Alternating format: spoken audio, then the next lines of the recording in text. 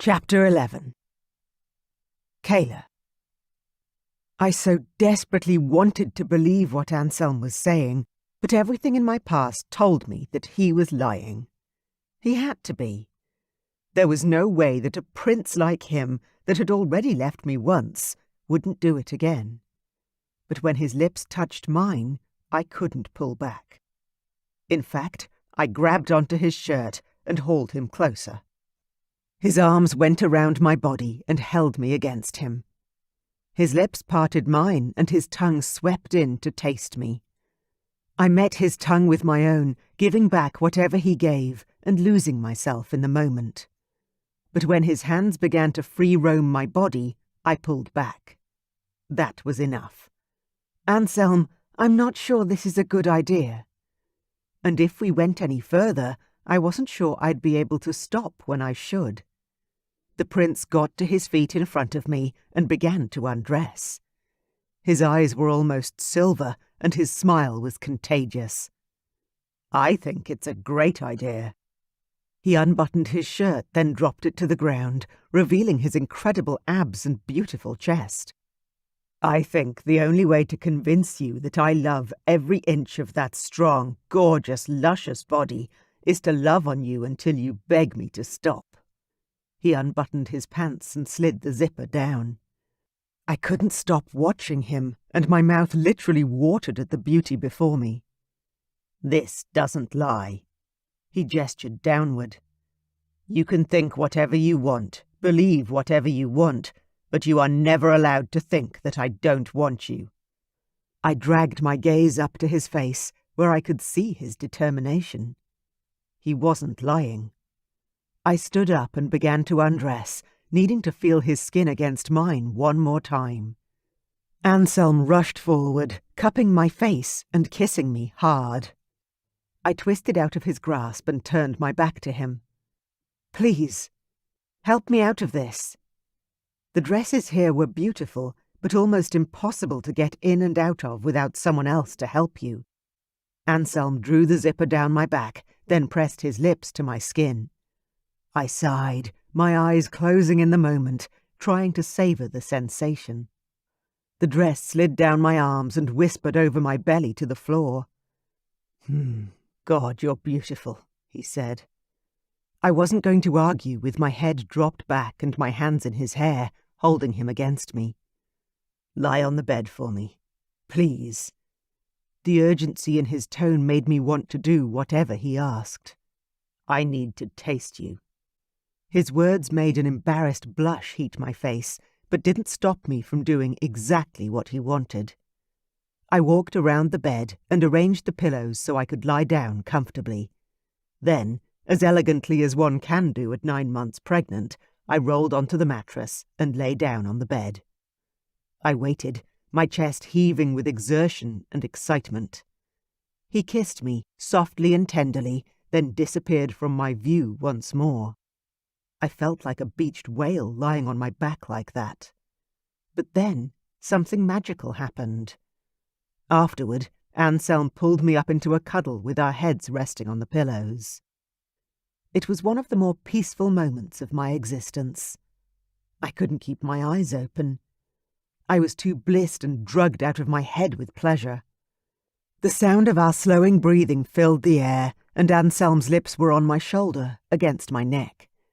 His hand cupped my breast, then gently moved down to hold my belly. The baby kicked against his hand, and I smiled when he jerked his hand away. It's okay, I said. You'll feel more here. I dragged his hand to the place I felt the most kicks, and the baby shifted and moved for its father. Wow, he whispered into my ear. I thought nothing would make this moment more perfect, and you just managed it. My heart squeezed tight in my chest. I had to tell him how I was feeling, or we weren't moving forward. He'd been honest with me, so I needed to do the same. I convinced myself we didn't need you. Over the last 7 or 8 months, I was so alone at first. Then, when I couldn't find you and had no idea if I was ever going to see you again, I decided I'd be the best single mom ever. Anselm kissed my hair. "Our child has the strongest mother there is. I'm so proud of you for getting through so much on your own." I nodded. I was proud of me too. I never thought I'd end up pregnant and abandoned, but it had happened, and I'd found a way to survive. I set up the nursery by myself. I saved money so I could take time off work. I was doing okay. "Of course you were," Anselm reassured me, though I was pretty sure that a prince from another universe, or whatever this was, had no idea what I was talking about.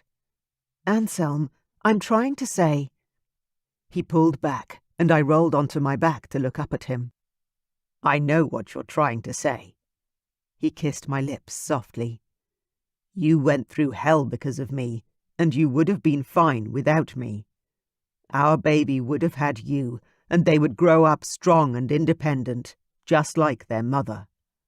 I nodded, a strange feeling in the pit of my stomach. He did get it. Sort of.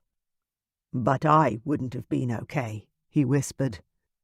"I would have died of loneliness, never knowing my mate or the baby we made together. So thank you for staying, even if you didn't feel like you had a choice. I thank you from the bottom of my heart." I was beginning to feel like I didn't understand this fated mate's link very well. The very idea of Anselm never marrying just didn't sit right with me. But now wasn't the time to ask. Lethargy had seeped into my limbs, and sleep pressed down upon me. I rolled onto my side and cuddled into his chest. "I can barely keep my eyes open." Anselm chuckled and wrapped his arms around my back. "Sleep, sweetheart. I'll be here when you wake up." The words tugged at my heart. He hadn't been there the first time we'd slept together, and a large part of me didn't expect him to be there when I woke up this time. After all, what had really changed? Chapter 12. Kayla. Despite my misgivings, when I awoke and looked up, Anselm was there, sound asleep. I still had my head on his chest, his heart beating beneath my ear. I smiled at the feeling of happiness still present in my heart, until a sudden wave of nausea rolled through me, and I gasped at the strange feeling. I hadn't been sick in months. What was this? Was it related to the baby? I sat up, afraid I was about to vomit on my lover. "You okay?" Anselm asked, reaching out to massage my shoulders. Another hot wave moved over me, and I rushed to slide my legs off the bed. "Feeling a bit sick. Be right back." I rushed to the bathroom to hang my head over the sink. I waited there for some time, as long as I could, but when I didn't throw up and the nausea began to subside, I splashed some water on my face. I sat on the toilet out of habit, and when I wiped, my bloody show was on display. I gaped down at the red and white mucus, knowing well that meant my labour wasn't far away. Well, they say sex is the best way to stimulate labour. I shook my head at my own sense of humour in the face of such a thing, cleaned up and headed out to the bedroom once more. I knew that even with the bloody show, my labour could be hours or days off, so I didn't say anything to Anselm, not wanting to ruin the moment. At this time it was just us, and I wanted to treasure the time with him, if not for anything else, then because I wanted memories that I could hold on to in the future. In case this didn't last. He slid to the edge of the bed and patted the spot next to him. "You feeling any better?" I swallowed hard, checked my stomach, and nodded. "Yeah, I think so. Not sure what that was, actually." "Is it the baby, do you think? Or maybe hunger?" Anselm looked concerned, as if he wanted me to say it was mere hunger, and not anything wrong because of the pregnancy. I tried to smile reassuringly. "Maybe just hunger. I think we may have missed dinner or lunch. What's the time, anyway?" He glanced over at the clock on the wall. "Around 4. We missed lunch. Definitely." He could definitely be right about the hunger because, as I moved around the bed and went to sit down beside him again, a fresh wave of sickness rolled over me. I gulped. I think you're right. I need to eat something." Anselm jumped up off the bed and reached for his robe. "Let me grab some clothes from my room real quick, then we can go and get something to eat. The chef will whip up whatever you like." I nodded, though the nausea had gotten stronger. I just needed a cup of tea or some toast and butter. Something plain to settle my stomach. Anselm helped me into a pale blue dress that Sadie had altered for me, then kissed my neck. "You look beautiful in these clothes." I turned to face him, smoothing the soft material around my baby bump. I must admit I like all the dresses. Very medieval. "Very royal," Anselm said with a grin, before dropping his head and kissing my lips in a smooth, affectionate, easy move I could definitely get used to. I smiled because I wasn't sure what else to say. He was a royal, I was not. Speaking of, how's your mom? Anselm's face grew sad, the light in his eyes disappearing. "I got up to check on her earlier while you were sleeping. She's been given a sleeping draught to help with the pain, so she wasn't awake when I visited, but she's still very unwell. The doctor has called for some of our family friends in the north. Hopefully they'll arrive soon, and we can get her the care she needs." I swallowed hard. That doctor, they wouldn't let me donate blood. Even though I'd wanted to. Even though I'd practically begged the doctor to let me help her.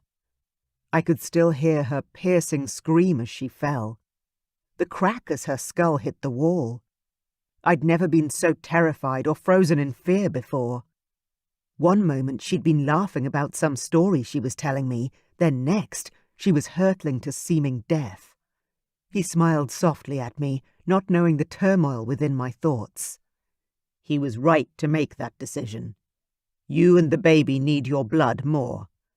King Damon has 2 half-brothers, both of whom married humans. They're the friends we're waiting on. They'll help by donating blood. I'm sure of it." I couldn't help but frown up at him. "How come there are so many fated mates that are human? Don't you have enough dragon women here?" Anselm's smile reappeared. "We don't actually know why the pattern has emerged, but there's definitely more human blood in the royal lines than ever before. And after this baby is born, there will be even more." I slid my feet into my shoes and followed Anselm out of my bedroom. We took a few steps, then moved over to the room next door. His suite. "Come in and sit while I change," he said, taking my hand and leading me into his room. My heart beat a little faster as I took a step into Anselm's bedroom. It seemed familiar somehow, which was impossible. I'd never been in here before. The bed was huge, with dark, ornately carved wood and royal blue sheets and blankets. It was very masculine and suited him somehow. Anselm stripped off the robe he'd been wearing, revealing his perfectly sculpted back and ass, then strode into the large walk-in wardrobe. My pussy ached at the sight of his nakedness in ways it shouldn't, especially after being so well satisfied only a few hours ago. I started talking to distract myself. "Will I need to vacate the room next door soon? When does your sister get back?" "Jessa?" Anselm asked, his voice coming from deep in the wardrobe. "She doesn't really live here anymore. She married the Crown Prince of the Black Mountains, and she enjoys living there most of the time." "A love match?" I asked, shocked I was even asking. Marriages for love were common in the place I was from, though there were parts of the human world that still married for reasons other than love. I had no idea what things were like here. Perhaps arranged marriages were more common than not. Anselm walked out of the closet, wearing pants, and his arms slid into his shirt sleeves, but his chest was still bare as he hadn't fastened the shirt. "Oh yeah. Fated mates, actually. Jessa wouldn't have married for anything other than forever love.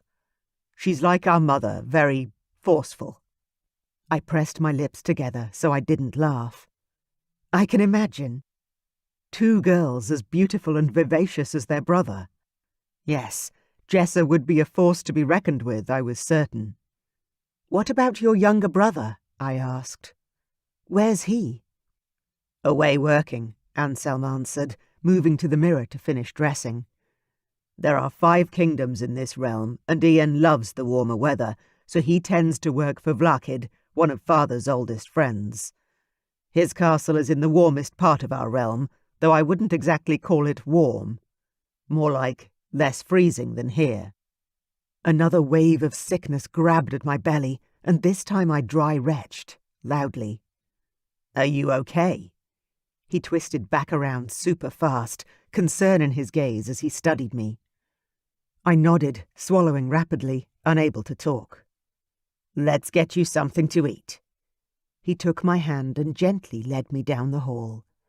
The carpets were so soft beneath our feet, and the walls so beautifully decorated with art, I took my time gazing around me. But Anselm wasn't being deterred by my staring and looking around. He got us down to the dining hall quicker than I would have thought possible. "Did you take a shortcut?" I asked, looking around, confused. He chuckled but didn't answer, instead directing me over to the large dining table. I hadn't expected to find anything other than a bowl of fruit on the table, but there was a whole host of things for what appeared to be an afternoon tea. "Were they expecting people?" I asked, sitting in the seat Anselm pulled out for me at the dining table. "No." He walked around the table, then sat directly opposite me. "The staff always set up grazing tables for us, in case we have visitors." I marvelled at the spread of food. Fresh warm rolls, pots of butter, danishes and pastries, jugs of juice and wine. "Does it all go to waste if no one eats it?" Anselm laughed. "Waste? Here? No way. My mother wouldn't have that." His smile quickly became a frown when he mentioned Lucy. I wanted to reach out and touch him, to console him, but the table was too wide for my reach. Instead, I asked, "What do you mean?" I took a pastry and nibbled on it, enjoying the buttery texture and feeling the lingering nausea recede. Anselm poured himself a glass of water and grabbed a bread roll. "I mean, my mother would never let anyone starve or let food go to waste. She was a childcare worker when she lived in the human realm. She struggled for money and came from a poor family. Now that she is queen, she makes sure that no one in our kingdom goes without. If this food isn't eaten within 2 hours, the servants would either pack it up to take home with them or offer it to the people in the village. Mother keeps a list of women whose mates have died or people who are sick, those in need. And the servants help distribute whatever is left to the needy." I smiled at the respect I heard in Anselm's voice. "Your mother sounds like an amazing woman." "She is," he said. Our eyes met, something soft and warm bubbling between us. A growing understanding. Maybe more. "Kayla, Voices made a loud kerfuffle in the hallway. I turned toward the sound, then the doors to the dining room burst open, and what seemed to be a horde of people flooded the space. The men were dressed in nothing but the robes I knew the servants kept for the dragon shifters when they landed. But the ladies were both dressed in thick, warm dresses. I stared at the beautiful women, older than me, but obviously human. Anselm rounded the table and held out his hand to help me to my feet. "Sarah," Anselm called, a note of relief in his tone. "And Katerina. You both came." The 2 human women bustled over, worry lines creasing their foreheads. "Of course we came. It's Lucy, after all. How is your mum?" Anselm went on to describe Lucy's current situation. The woman named Sarah frowned at Anselm. "Then we'd best get in there fast. It sounds like she needs blood now." Anselm nodded. "She's stable for now. Dr. Tony has her on some meds that are helping, but I'm sure the doctor, and my father, of course, will be relieved you're here." I watched the women as their husbands stepped up and wrapped strong arms around their waists. Both of them looked content. They and their husbands looked right for each other somehow. They seemed happy.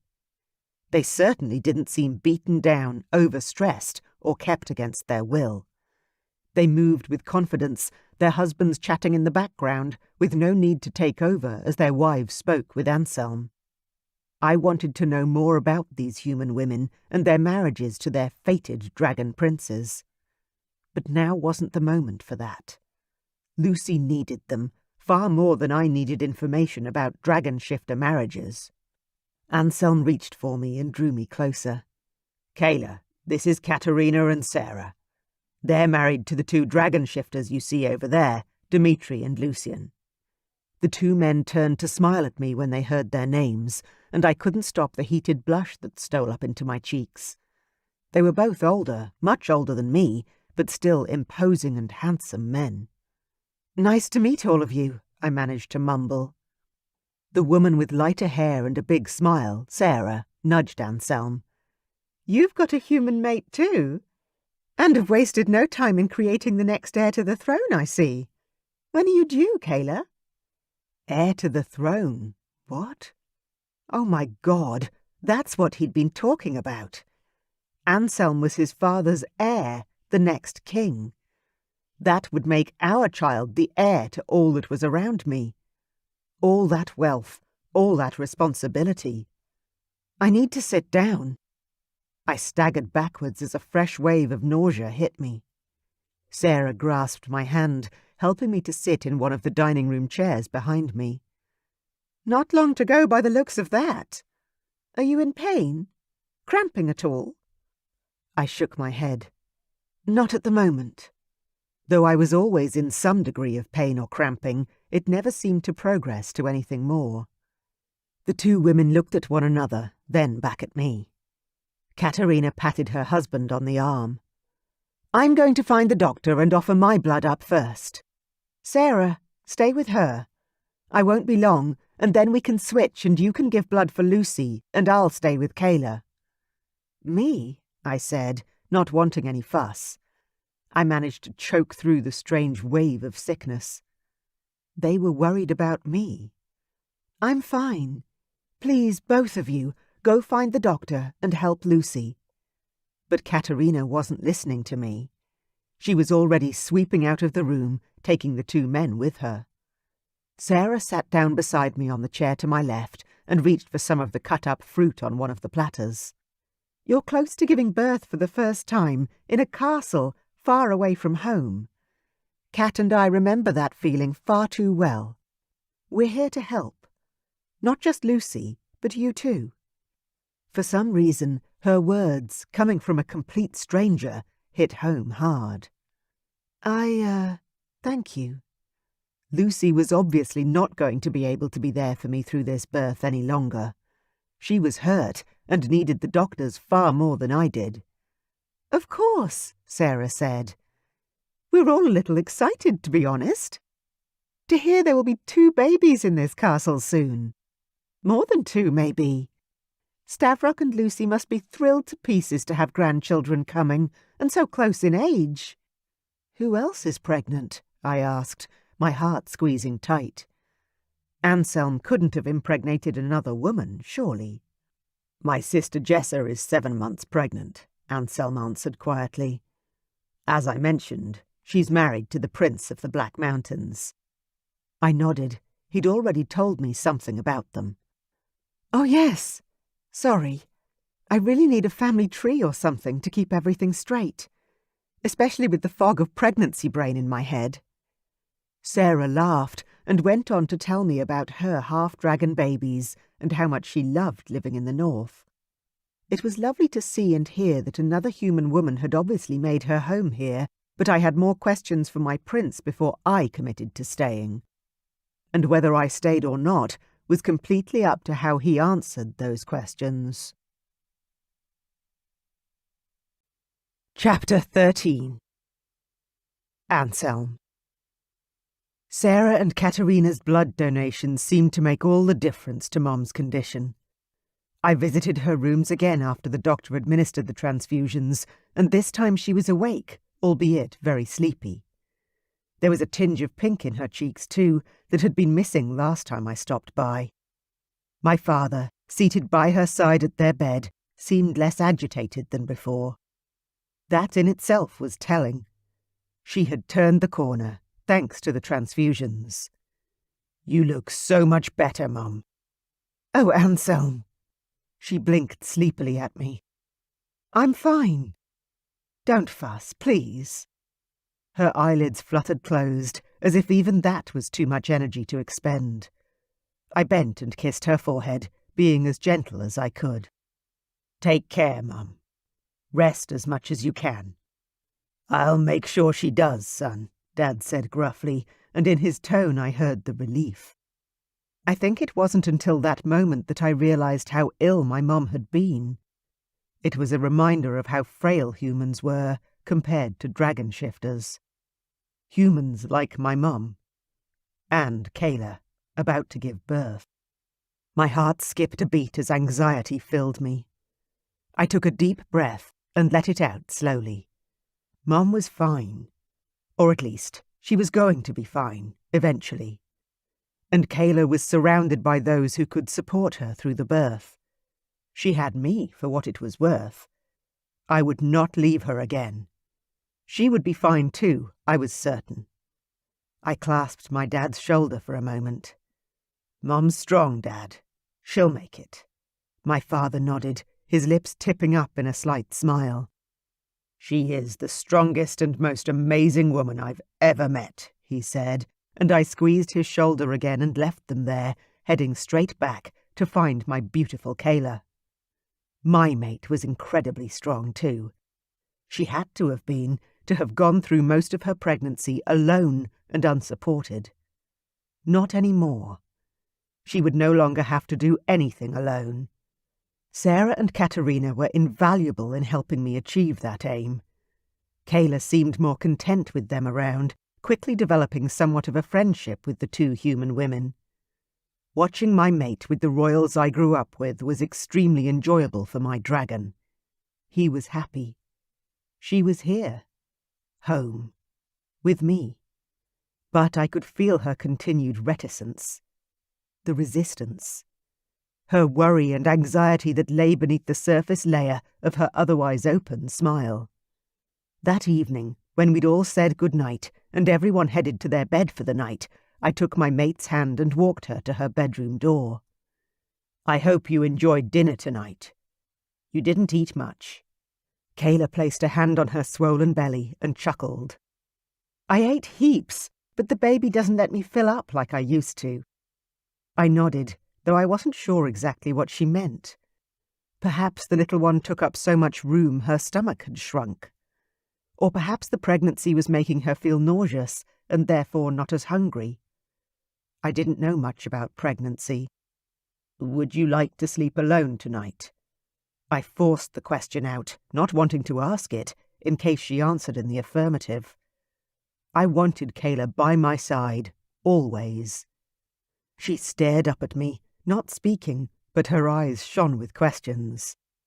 "I'd much prefer you in my bed," I told her, taking the leap and admitting the truth. "Or I would happily sleep in Jess's quarters again if you prefer it. Either way, I need to feel you beside me in sleep. But if that isn't what you want..." I trailed off, holding my breath while she considered my words. Eventually, she squeezed my hand. "I'm very tired." "Just sleep," I clarified, with a small laugh. "I wasn't presuming any more than that." She nodded solemnly. "Then I'd love to sleep with you in your bed." I couldn't contain the grin that spread across my face. "Wonderful. Come." I pulled her further along the hallway to my door, and together we walked inside. The royals can be very boisterous. I hope they haven't scared you off staying here. I walked around to my side of the bed, and Kayla wandered over to what would now be her bed forever. God's willing. "Oh no," she said, with a soft smile on her luscious lips. I loved them. The loud, happy family vibe. I never had that. It was really nice, actually. Especially seeing Katerina and Sarah here, so happy and content with their lives and their, dragon shifter partners. Like you and me. Well, you know. She blushed so prettily, her cheeks turning a delicate shade of pink that sent a spike of desire through my gut. I decided to let her off the hook about her and me. So you still liked them? Even when my father and his friends decided they would settle that noisy argument with an arm wrestle. That had been quite embarrassing in the beginning. My father and his friends, acting like children.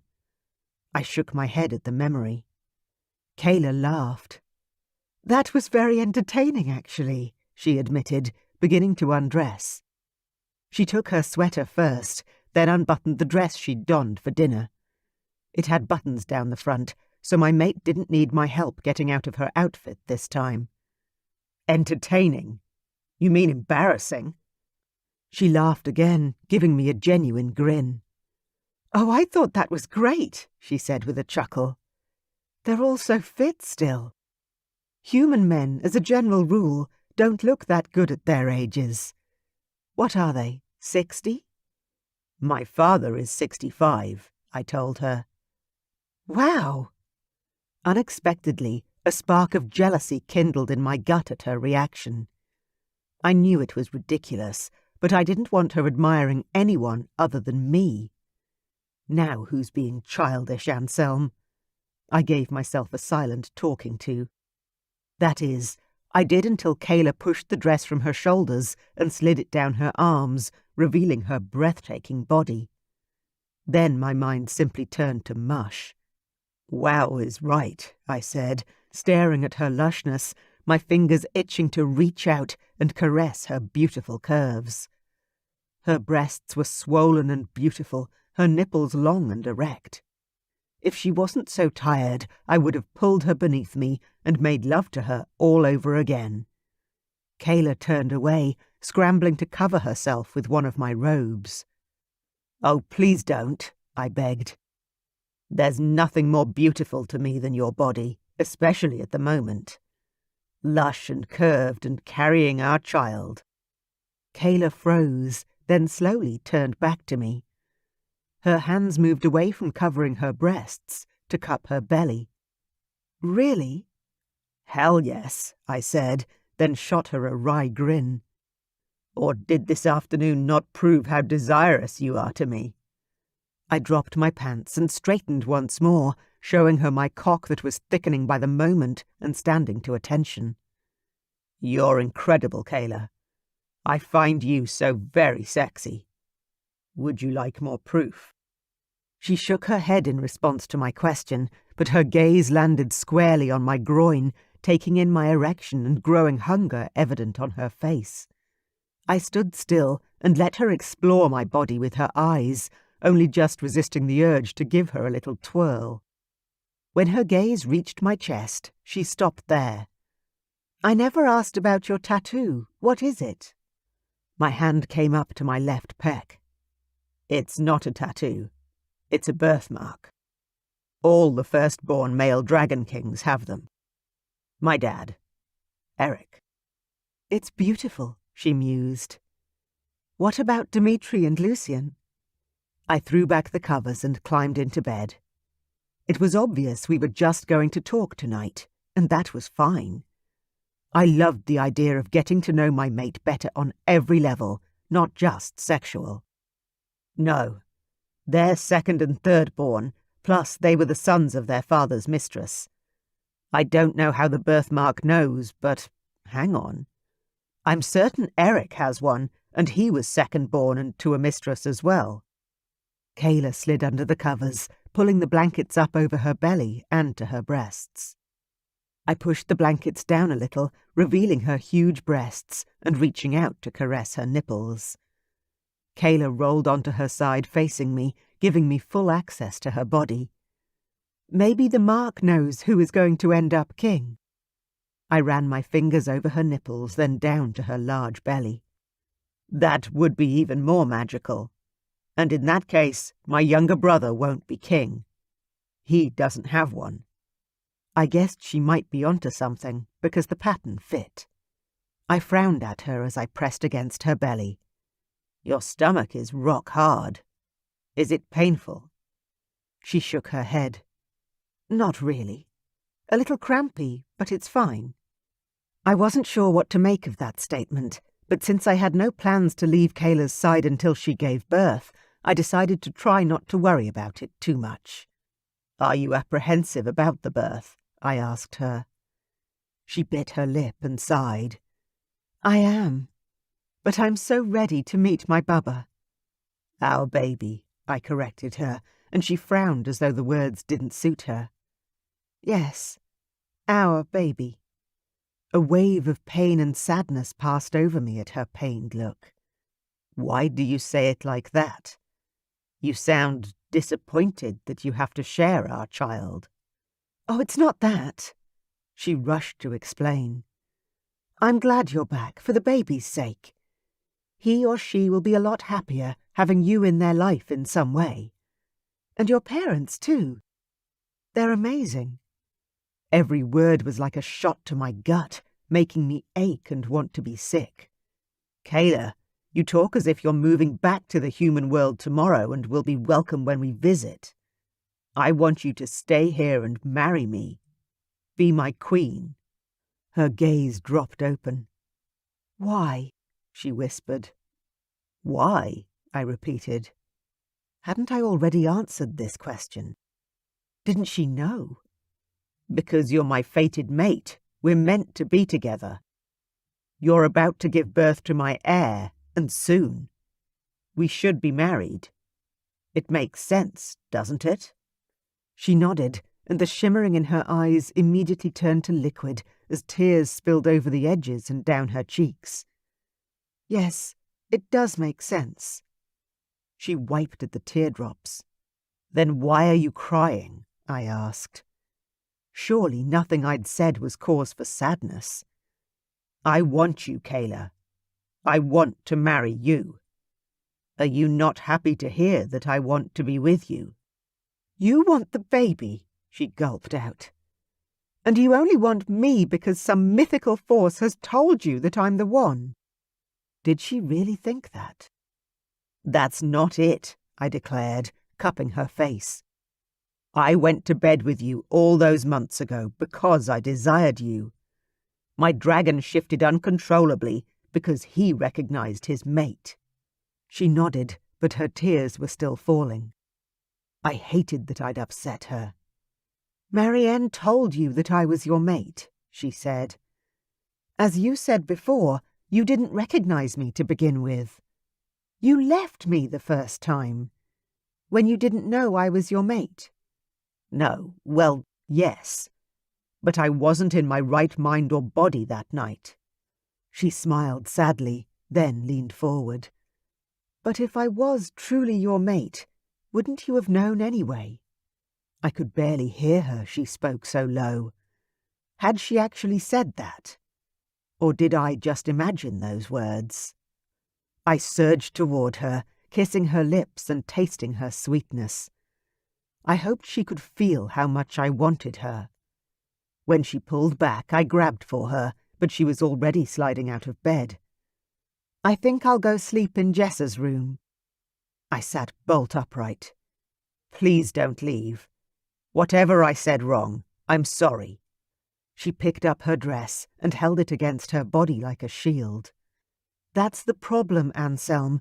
You don't see anything wrong with proposing to a pregnant woman you don't even... She sighed, then turned away, grimacing and grabbing at her belly as though she was in pain. I tried again. Please stay here.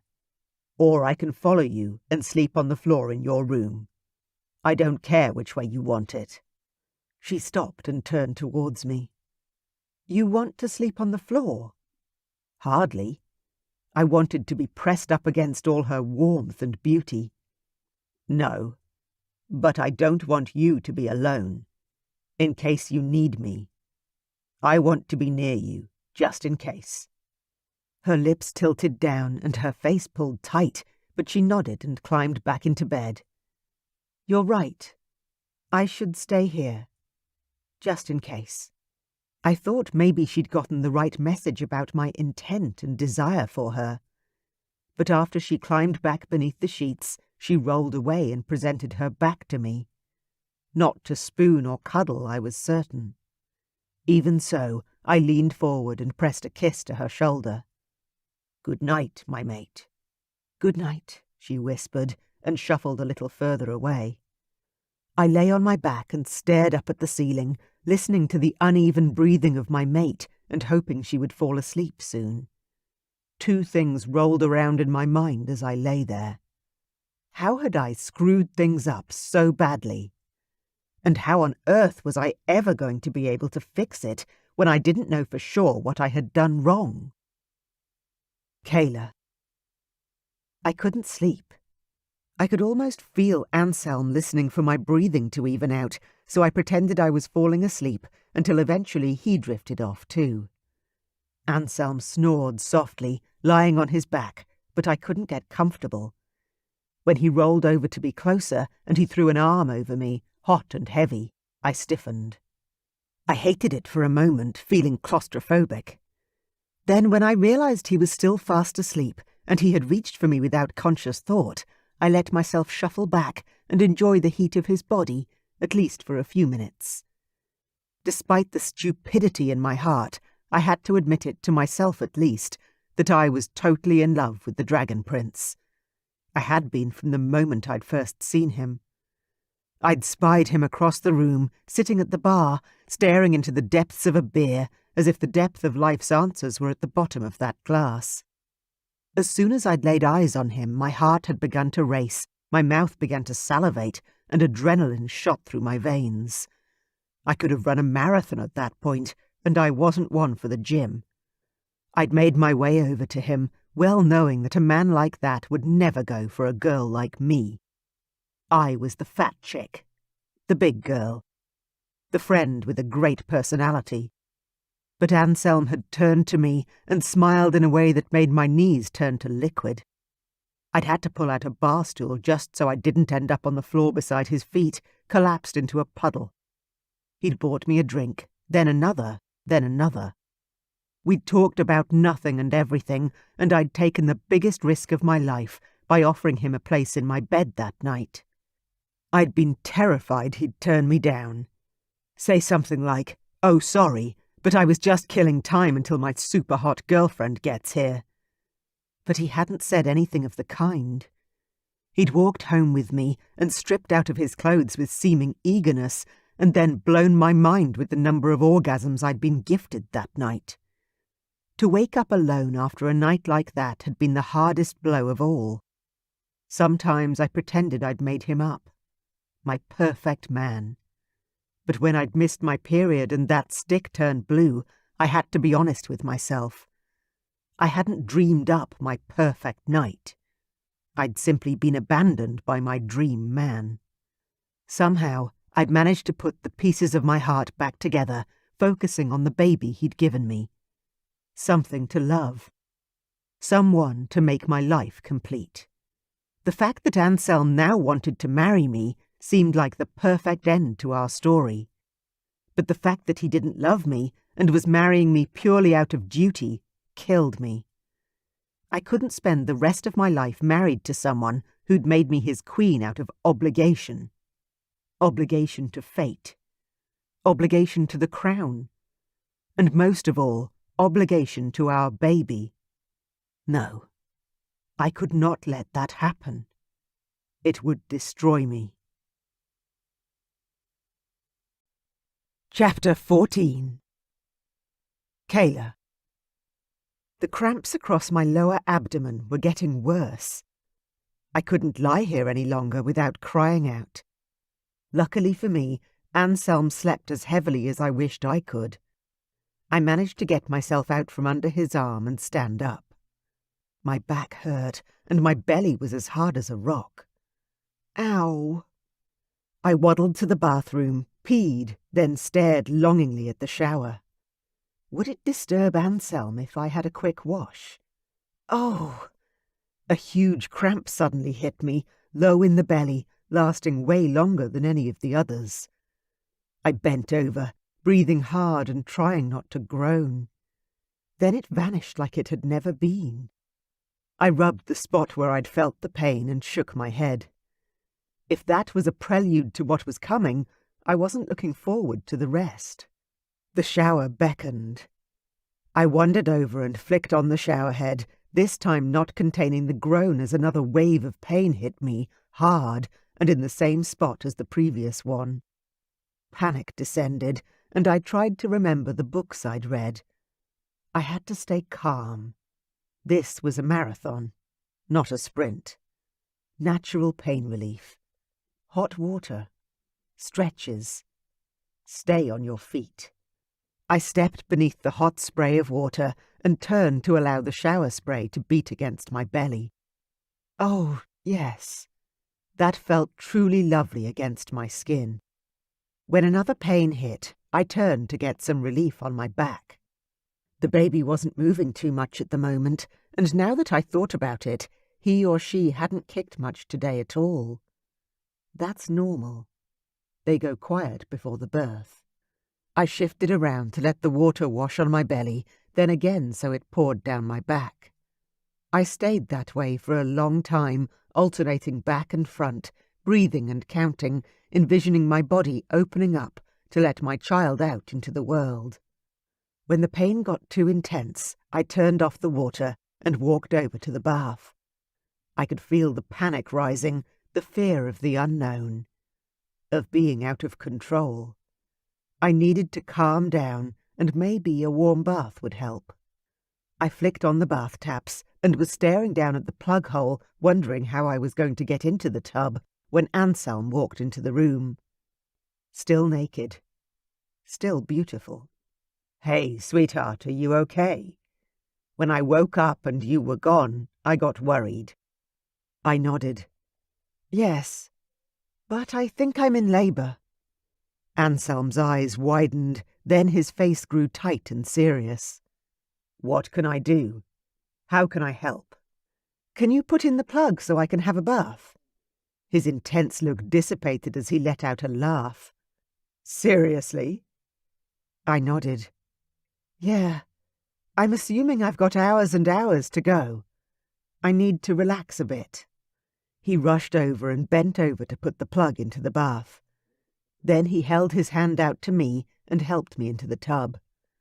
"Thank you," I said, slowly sitting down and leaning back to rest my head. "I'll just throw some pants on," Anselm said, and disappeared.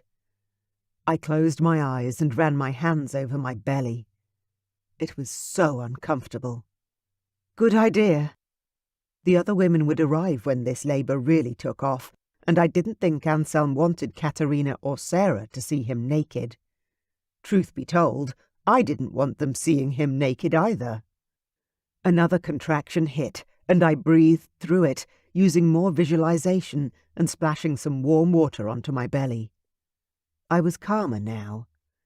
Whether it was the bath or Anselm's presence bustling around just out of eyeshot, I wasn't sure.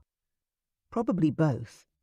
When Anselm rushed back into the bathroom, I opened my eyes just enough to see him. He adjusted the lighting to be dim so we could both see, but it was much more restful. "Are you hungry? Or thirsty?" he asked. "I'm not really sure what to do to help." I was grateful for his attentions, but I shook my head. "No, I don't want anything to eat or drink. I'm just going to rest here and breathe for a while. I'll let you know when I need you to go get Sarah or Katerina." He slid to the floor beside the bath and reached over to clasp my hand in his. The touch of his fingers curved around mine was soothing. I held on tight. After a few minutes, I lifted my head. "Why don't you try and get some more sleep? No point both of us being awake." He shook his head violently. "No way. I'm not leaving you. I'm not going anywhere." And he didn't. He stayed exactly where he was, sitting next to the bath and being quiet and comforting simply by his presence.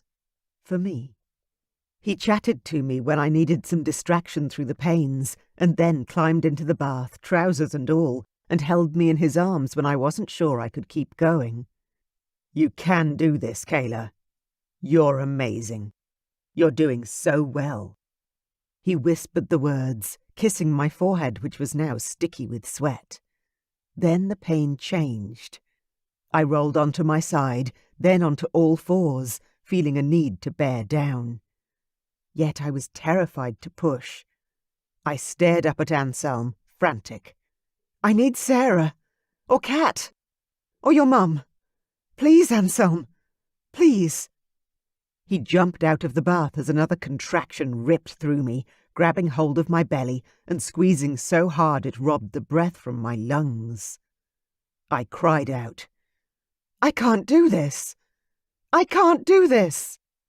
Anselm ripped off his wet trousers and grabbed a pair of casual pants that were lying in the corner of the room, pulling them up quickly before reaching out to grab my hand. "You can, darling. Squeeze hard. Breathe, beautiful. Please, just breathe."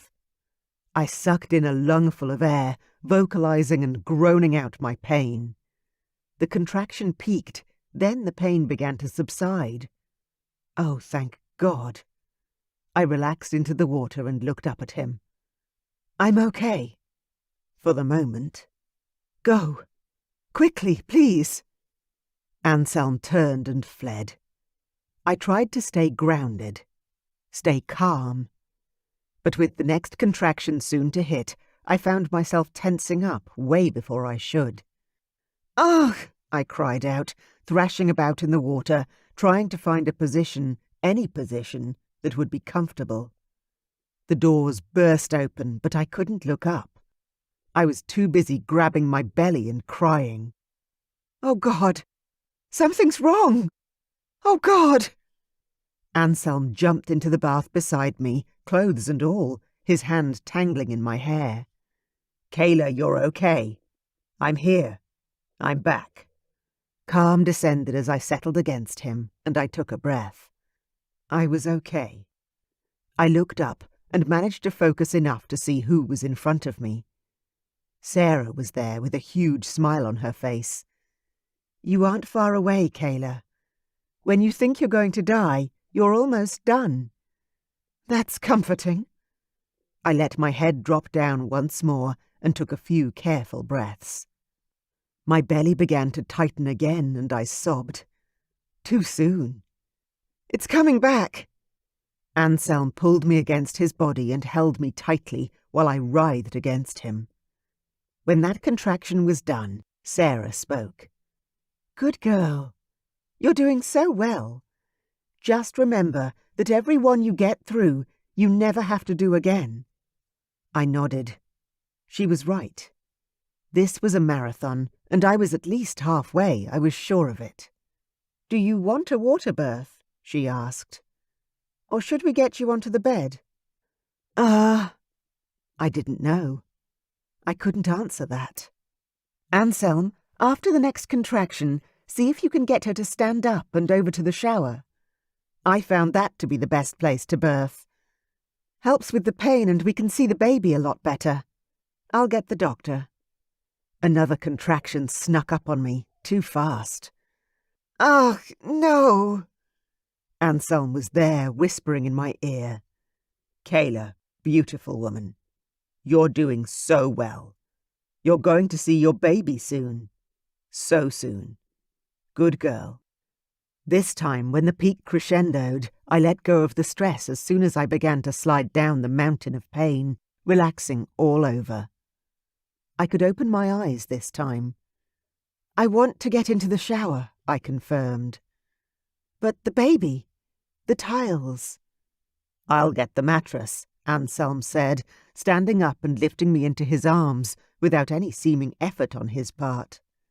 "Let's get you into the shower first." "Yes, please." I knew the next contraction would wipe me out. I wouldn't be going anywhere soon.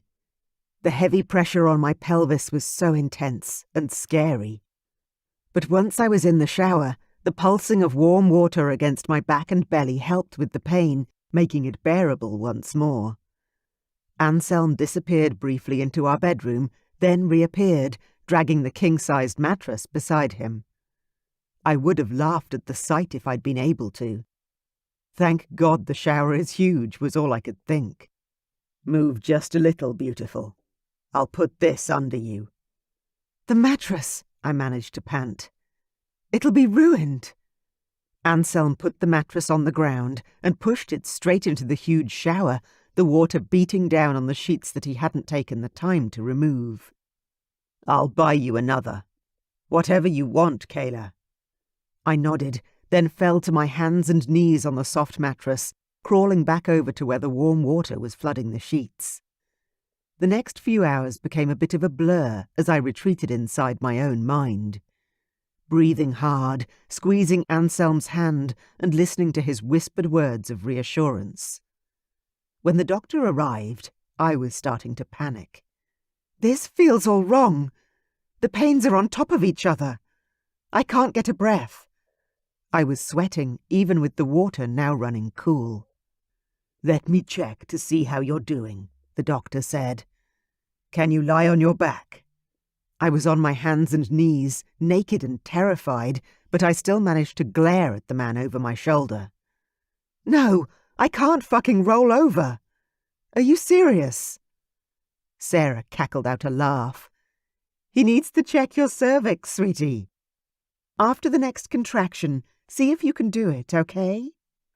I didn't want to, but so far Sarah hadn't steered me wrong, so in between the intense pains, I rolled over and had the man stick his fingers up inside me. "Ow!" He stepped away with an apologetic smile. "You're fully dilated, Kayla. When you're ready, you can start pushing." A song of relief released inside my mind. I was almost there. "I don't want to be on my back," I declared, hating the feeling, like I was a floundering fish. "Roll back onto your knees," Sarah said. "It opens up your pelvis. Makes it easier." I didn't even stop to think. I rolled and pushed up on my hands and knees, my belly instantly feeling better in that position. I strained back, the need to bear down coming over me. "Anselm!" I called out, and he was immediately beside me. "What do you need, Kayla?" "You," I panted. "Just you. Stay there, okay?" He nodded and stayed exactly where I could see him and lean on him as I needed. The pressure between my legs was intense, and I listened to the doctor as he told me to gently push. Not strain. Breathe the baby out. I wanted to roll my eyes at him, but instead I listened, slowed everything down. Every time the contraction came, I grabbed that pressure and used it. Pushed down. It was a relief to finally do something with the pain. Not just sit around and endure. "I can see the head, Kayla.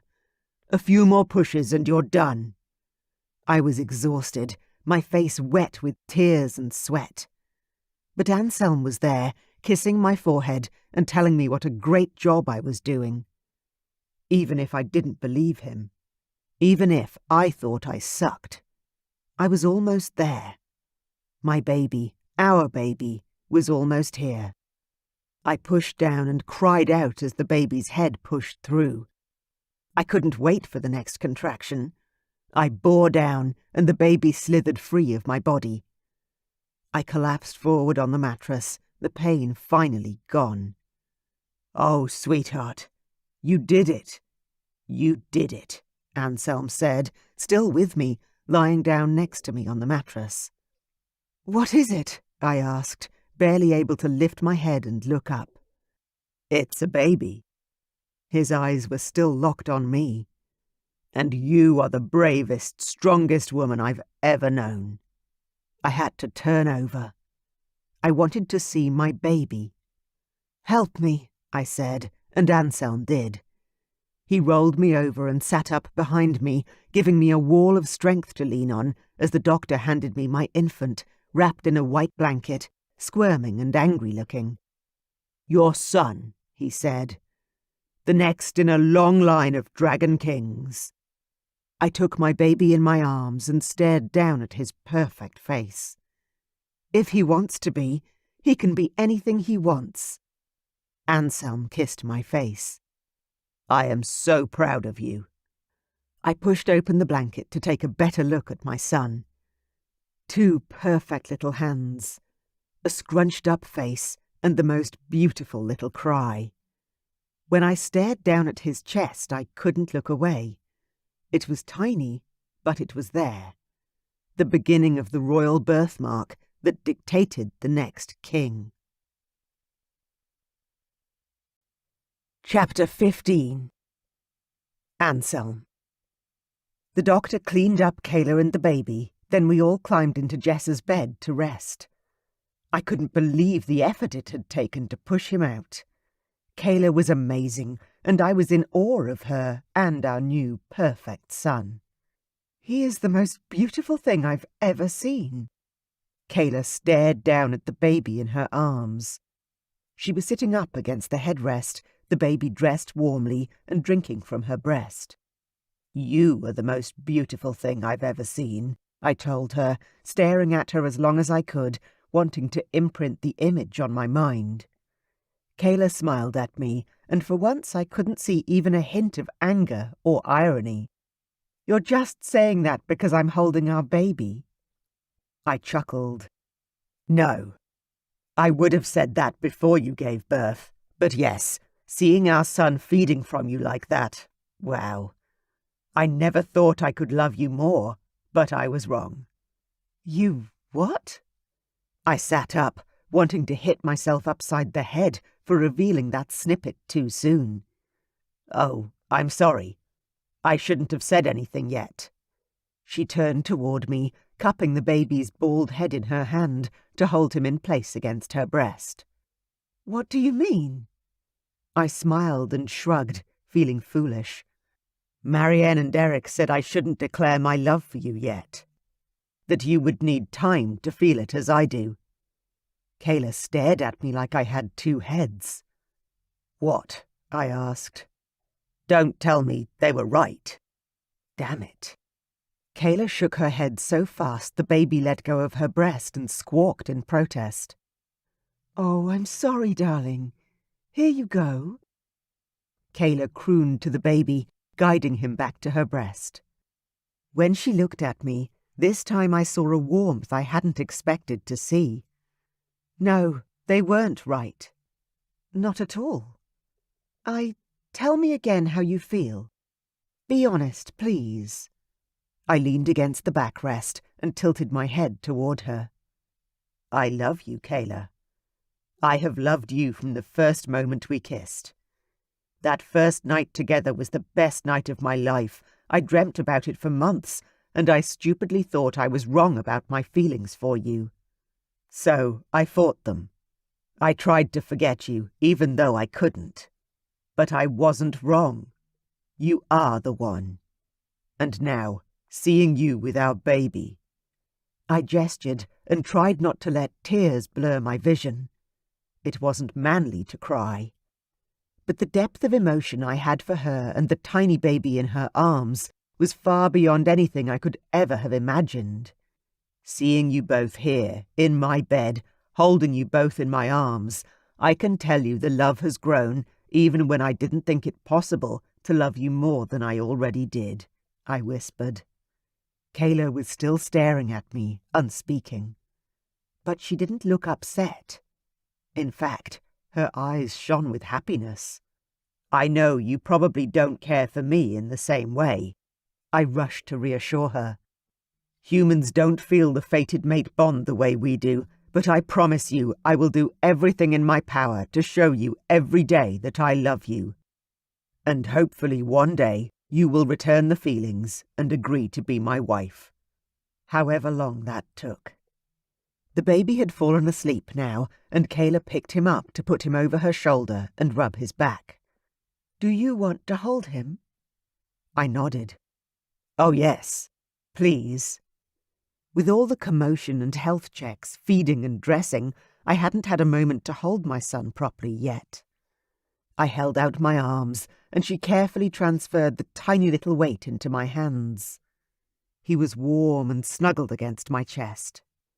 My heart broke and was completely remade in that moment. I was a father. This was my son, and I would die to protect him.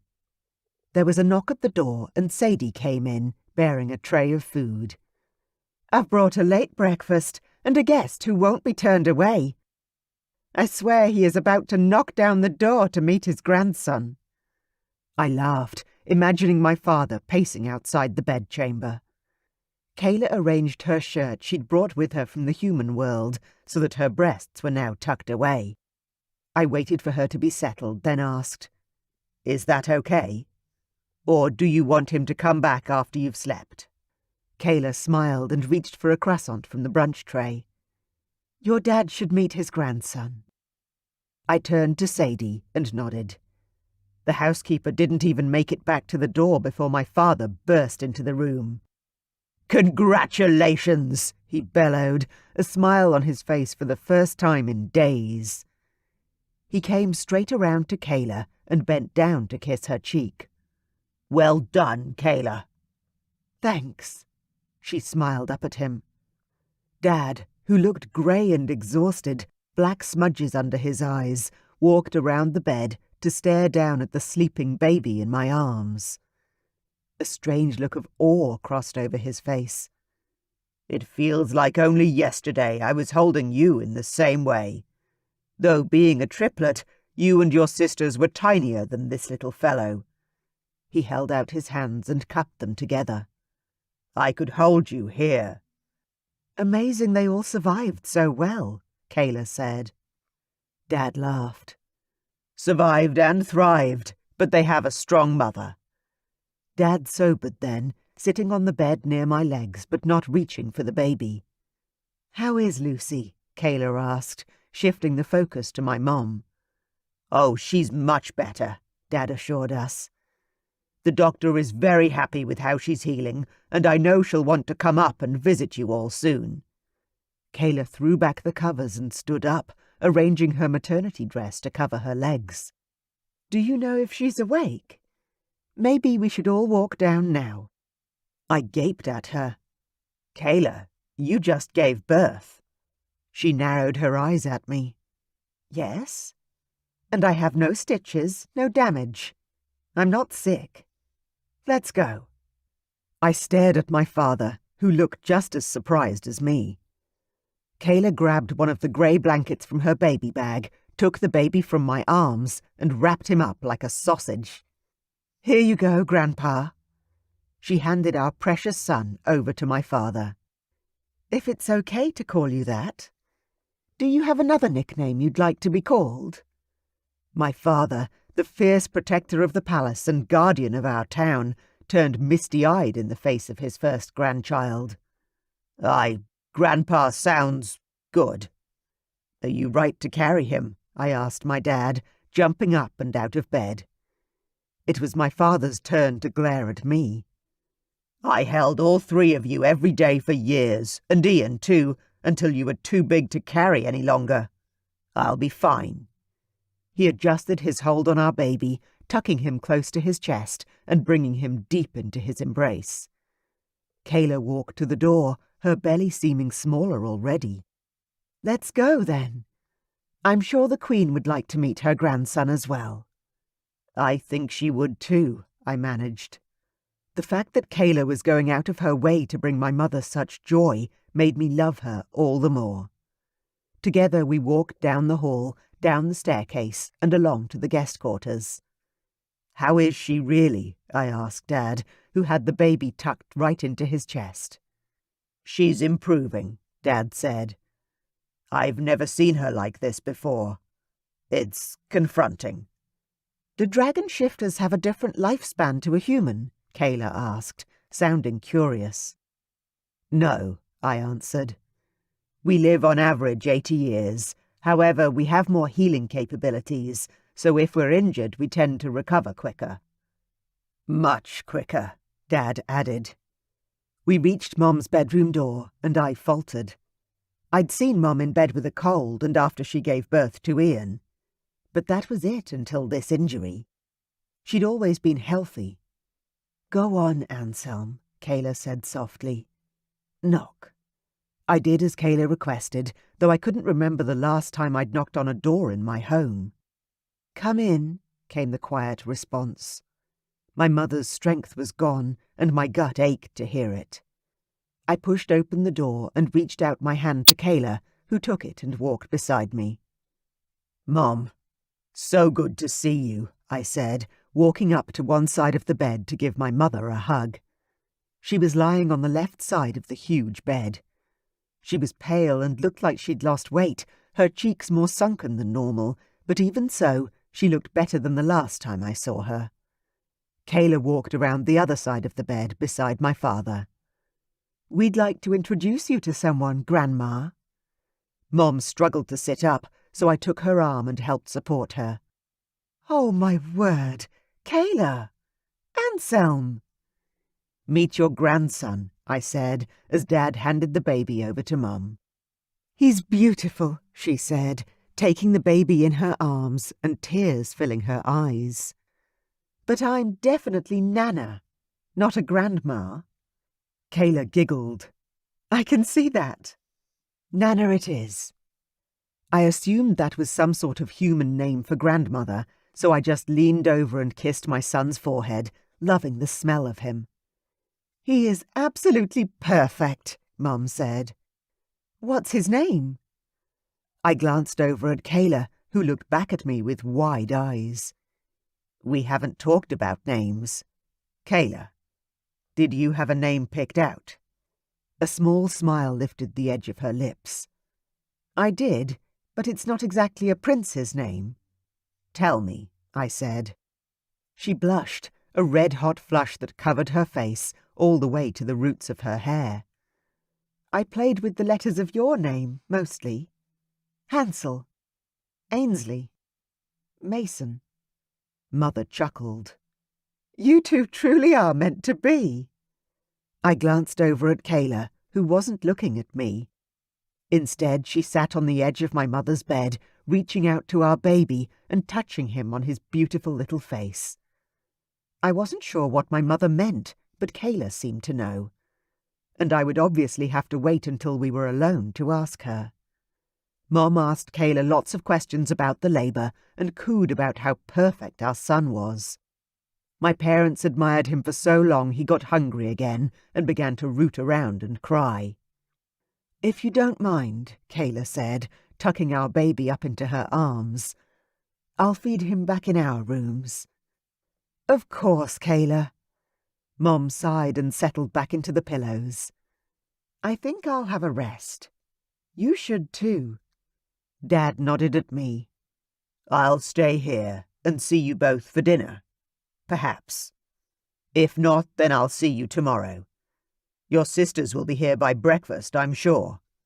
Good news travels fast." I groaned. I think I just lost access to my son for the foreseeable future. "And your mate," Mom chuckled.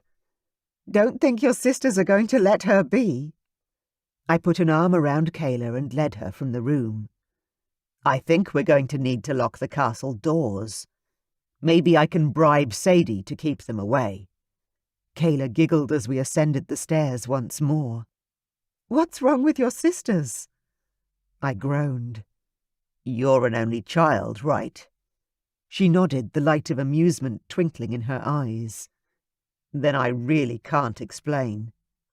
We got to the door of her room, and I glanced over at my bedroom. "The mattress should be replaced. Shall we return to my room?"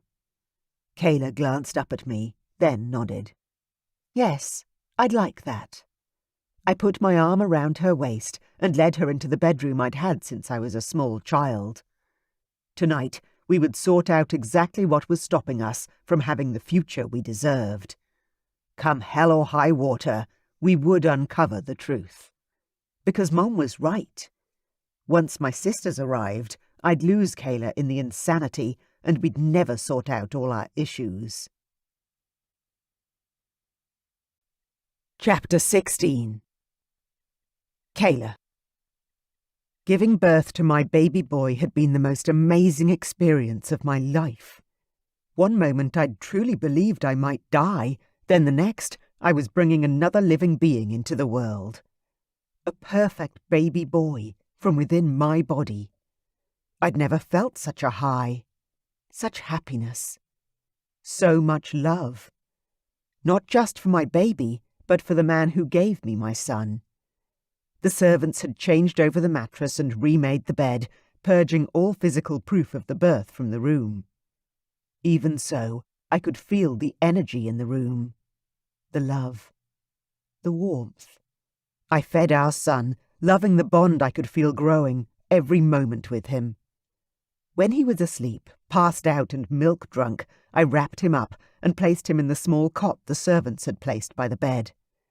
Staring down at his small face, it was hard to believe that one day he'd be a king, the next ruler of this incredible place. But would it be the right thing to do if we stayed? On the other hand, now that he was born, could we leave? What right did I have to separate him from his birthright? What are you thinking, beautiful? I glanced over at the father of my child. Just that this is the baby's home. He needs to stay here, to learn about his heritage, about shifting.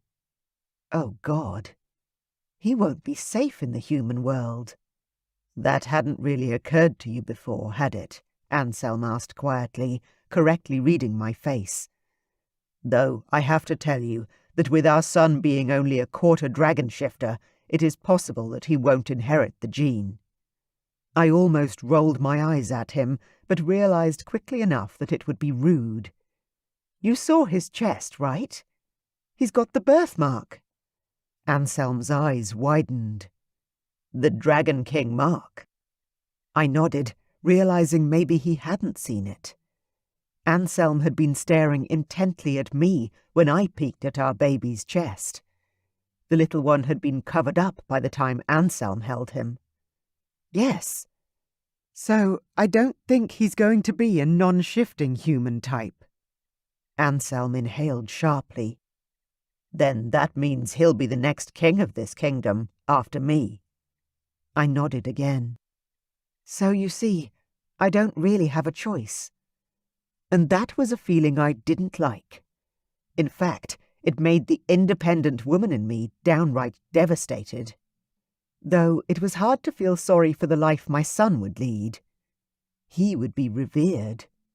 He would be loved.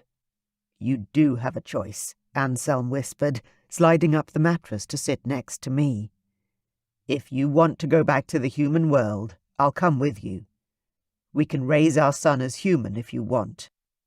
I may need to fly back on occasion for my health. It's not good for a dragon shifter to stay in a human body for too long. But I wouldn't be gone long. What about your reign? I asked, horrified he'd even consider such a thing. You can't leave. Of course I can, he said. It isn't done very often, but my sister Vanya is very capable of becoming our queen. My jaw dropped, and no words came out. He couldn't be serious, and yet he looked it. Anselm continued, I'll do anything to be with you, Kayla. I love you. I never want to be separated from you, or our baby. Ever. I still wasn't able to get my thoughts into line, let alone speak. He couldn't really be saying he'd give up everything. His whole life, even his throne, just for me. Of course, if you don't want me in your life, then that changes things. I don't know what I'd do then. Die of heartbreak, probably. He chuckled and threw me a smile to suggest he was joking, though I wasn't sure that was really true. I could feel the tension beneath the words. So I suppose I need to ask you what you want, Kayla. Because you always have a choice. What you do with your life and our baby's life is for you to decide. I didn't think that was fair either. Anselm hadn't chosen to impregnate me, nor had he had a choice in keeping the pregnancy. So far it felt like most of the choices had been mine, though I respected the hell out of the fact that he was trying to share those responsibilities with me now. I'm not sure what to say, Anselm. I didn't want him giving up the crown. I didn't want him moving to the human world with me. What was I going back for anyway? A lackluster job and no family connections. He was offering to come with me to the human world, but what was there for either of us? Tell me if you want me, Kayla. Please. Tell me if you think you could love me. If not now, then one day. That's the only important thing, and changes every part of this plan. I couldn't contain the sob that rose in my throat. Of course I love you, I whispered, while covering my mouth with my hand. I have loved you since the moment I met you. I've loved you forever. Why do you think I kept the baby? I couldn't. The words were impossible to say. My throat closed up when I tried. When I'd found out I was pregnant, I'd been both devastated and elated. I had a piece of Anselm to love forever. Even though he'd left me after only one night, I'd never been able to forget about the love we'd shared and the things he'd made me feel that night. I'd wanted to hold on to that memory forever, and I had. Anselm reached out for me, his hands moving up my arms to my face. He lifted my chin so I could look up at him. I hadn't even realized that I'd been staring at my hands in my lap. "You love me?" he asked, his tone soft and incredulous. I nodded, tears filling my eyes and spilling down my cheeks. "But I never thought you'd love me back." "Of course I love you," he exclaimed. "You're the most beautiful woman I've ever known. Here." He lifted his hand and touched my temple. "Here." He touched my nose. "And here," he said, pressing his hand to my left breast where my heart was. "I know you didn't grow up thinking you'd be the queen of a dragon realm one day. But I grew up knowing that I would marry a woman just like you, Kayla. With your generosity of spirit, your tenacity, your strength, your heart." The words were everything I'd ever dreamed of hearing from him, all said with more sincerity than I'd imagined possible. Then he grinned. "And the fact that you make my cock hard and my heart race because you're so fucking sexy, well, that's more than a bonus. That's amazing." I couldn't help but laugh as I wiped away the tears. "But the fated mate thing," "is a blessing," he said, interrupting me. "It's a gift, Kayla, not a curse. Fate isn't making me bond with you, forcing me to marry someone I can't love. Quite the opposite. She's an old wise lady, slapping me upside the head, saying, 'Can't you see what's in front of you?'" He shrugged. "Sometimes we need it. Us men can be a bit dumb." That made me giggle until I could barely stop laughing. "Well, if that's all it is," I responded. "A nudge in the right direction." "That's all it is," he agreed. "Trust me. I've waited all my life for the right woman, Kayla. I wouldn't suddenly just marry you because you had my son. That's not the way we do things around here." "That's not how they do things in the human world either," I admitted. "Especially not in the last few decades. I had 2 friends who were single mums because their baby daddies had just up and left them. No support, no maintenance, certainly no offer of marriage. Just gone." He grabbed my hands tight. "Then please believe me when I say I love you. I would die for you. And if you will stay, then please marry me, be my queen. I will spend the rest of my life proving to you how much I love you. I will be loyal to only you." That reminded me. I had to ask one more time.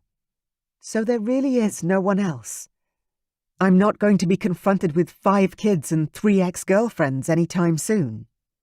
Anselm sat up straight, then put a hand on his heart. "As far as I am aware, I have never fathered another child other than our son." I smiled and couldn't help it. He looked so earnest when he said it. I leaned in and kissed his beautiful lips. As a man, and a beautiful sexual man, declaring that was all I could hope for. "All right then," I said, nodding my head as a cloud of contentment settled over me.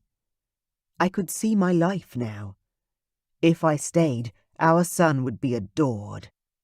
Anselm would love me, and I would love him. We would be happy. I was sure of it now. "All right?" Anselm asked. "All right, you'll stay? All right, we go?" I laughed, realizing that I really hadn't been very clear. "I'll stay here. With you." He dove for me, wrapping his arms around me and drawing me in for a kiss. I lifted my chin and kissed him back, moaning at the touch of him. God, I'd missed him. For all the time we'd been apart, and all the time before we met. I'd daydreamed about a love like this for most of my life, and to think it may have come true was too surreal. When he pulled back, it was to say, "Tell me you'll marry me. Today, tomorrow, next month, whenever you want. Just, please marry me."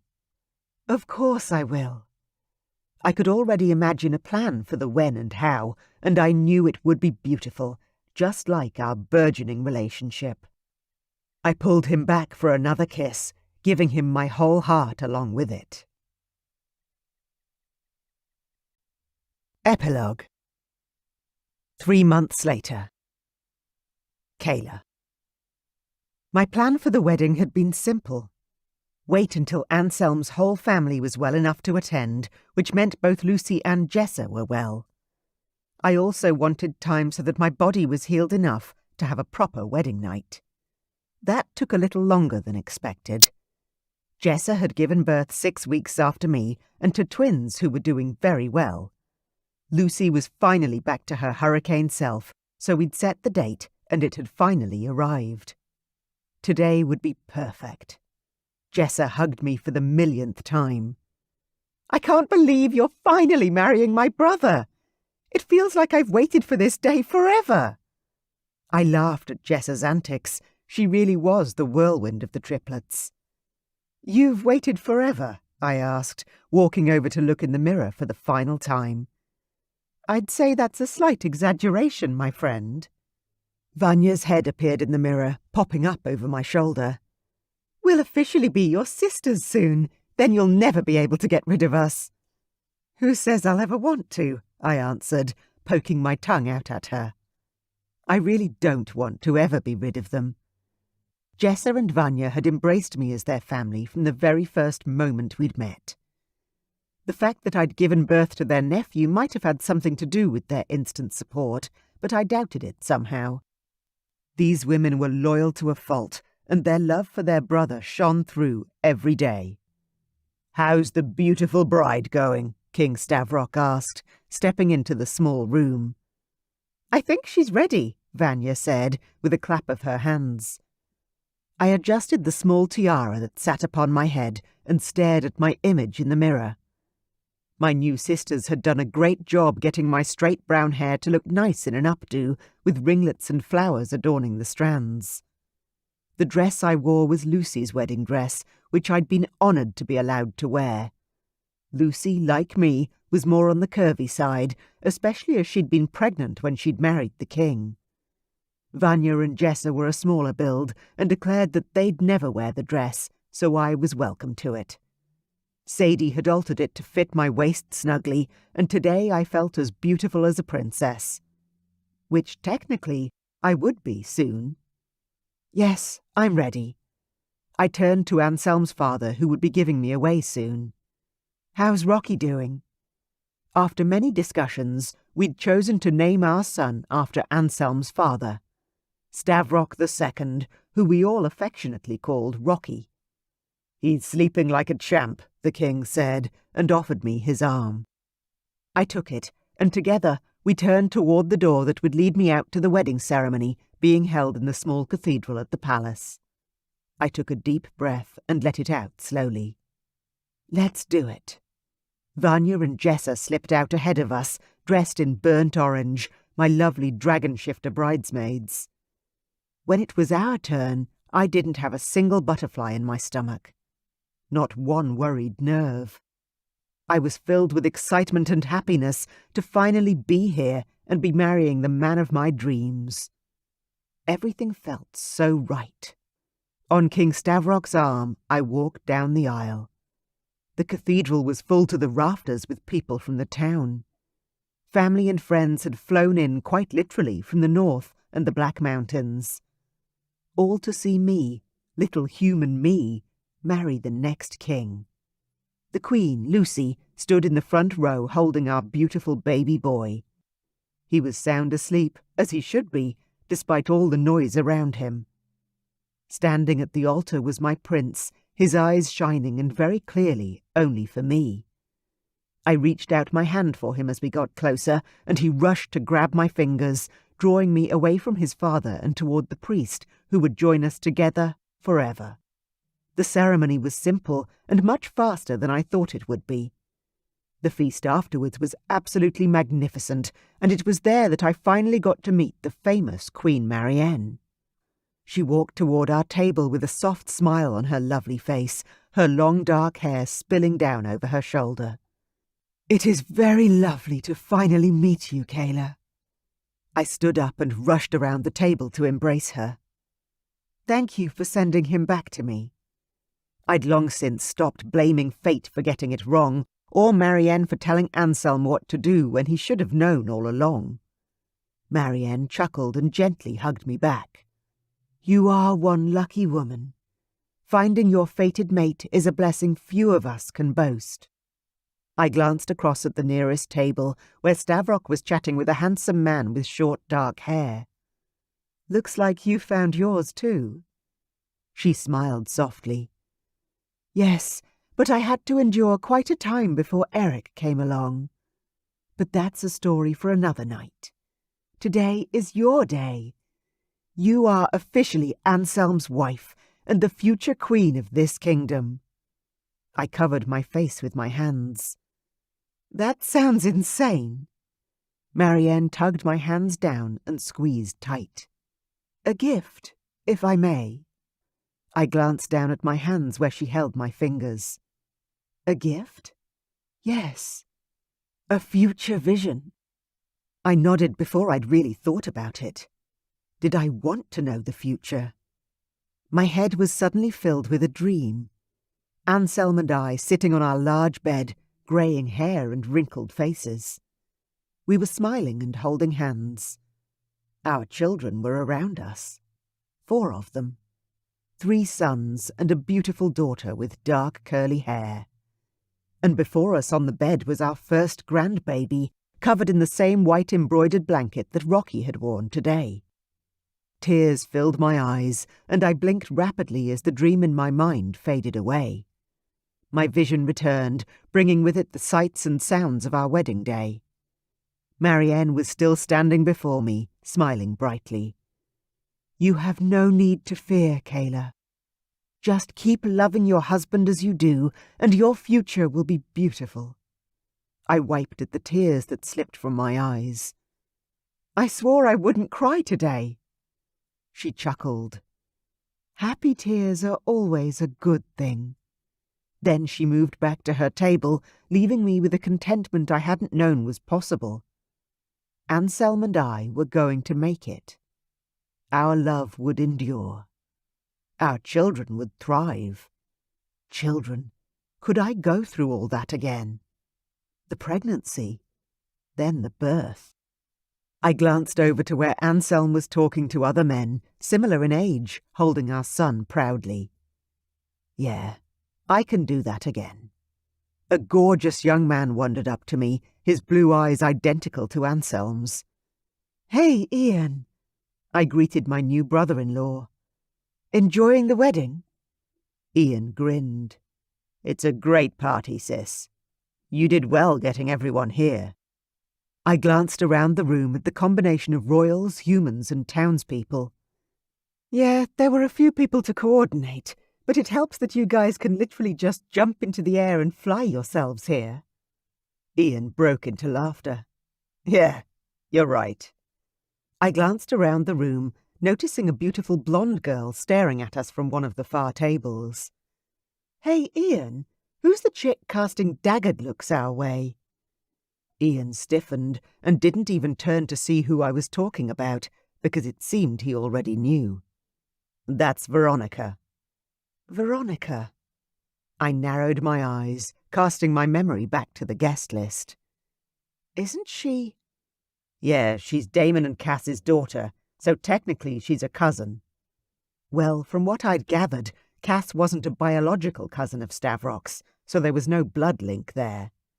But still, I understood the connection now. "And she hates you because—" Ian's lips pulled tight.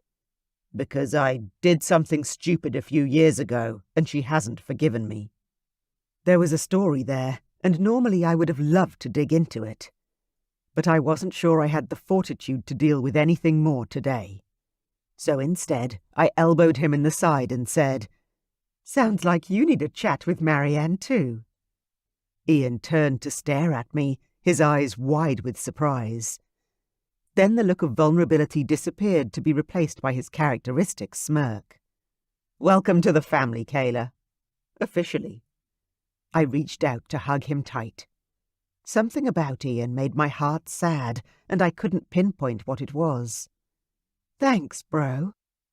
I had family now, and I loved it. Ian disappeared, and I was once again swept into the celebrations. When it was finally time to go to bed, I was aching for some alone time with my new husband. We were finally walking the hall to our marriage suite, and I clung to him like a limpet. "I feel like I haven't seen you all night." Anselm chuckled as he tucked me even closer into his side and opened the door to his bedroom. "I feel the same way.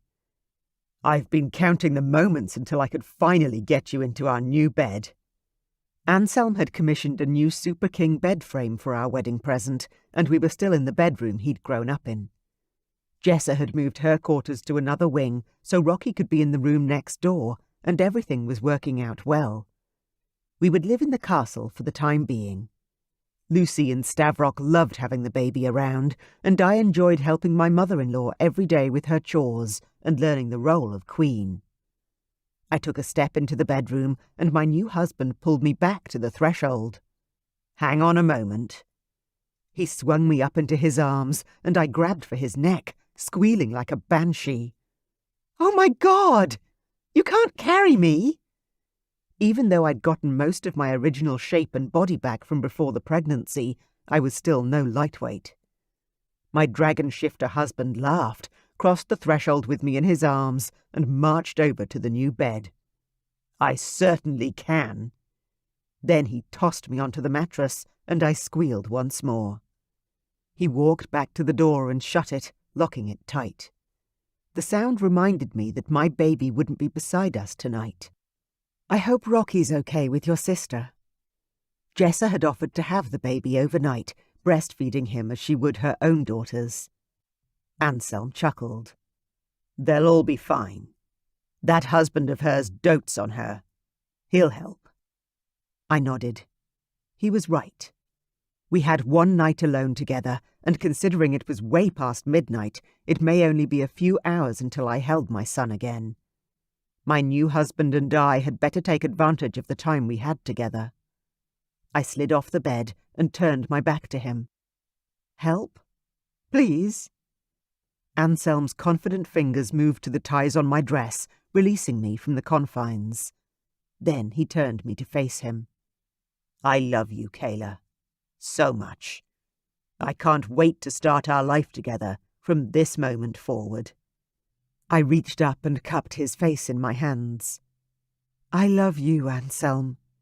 I am so glad we met, and that you came back for me in the end.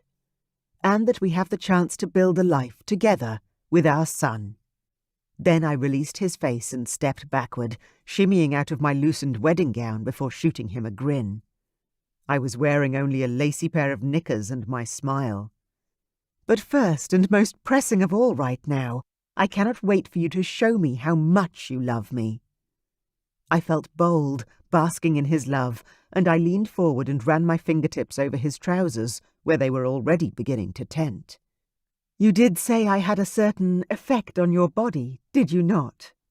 He chuckled, but there was a hoarse note that indicated my touch had the desired impact. "Indeed you do, beautiful Kayla.